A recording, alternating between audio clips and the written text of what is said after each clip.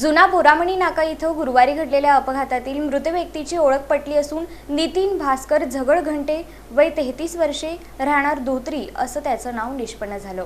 सोलापूर शहरातील जुना बोरामणी नाका चौक परिसरात गुरुवारी सकाळी एका भीषण अपघाताची घटना घडली।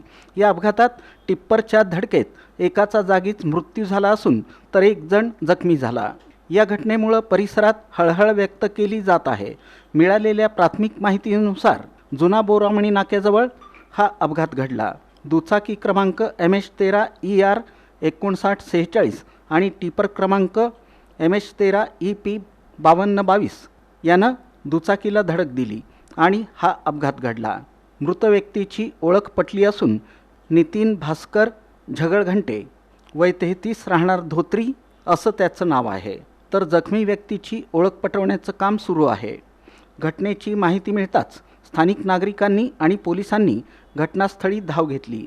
जुना बोरामणी नाका आणि मार्केट यार्ड परिसर हा नेहमीच रहदारीचा असतो। इथं अवजड वाहनांची ये-जा मोठ्या प्रमाणात असते।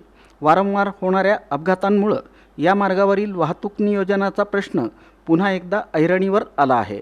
तात्काळ उपाययोजना करण्यात यावी अशी मागणी स्थानिकांनी केली आहे।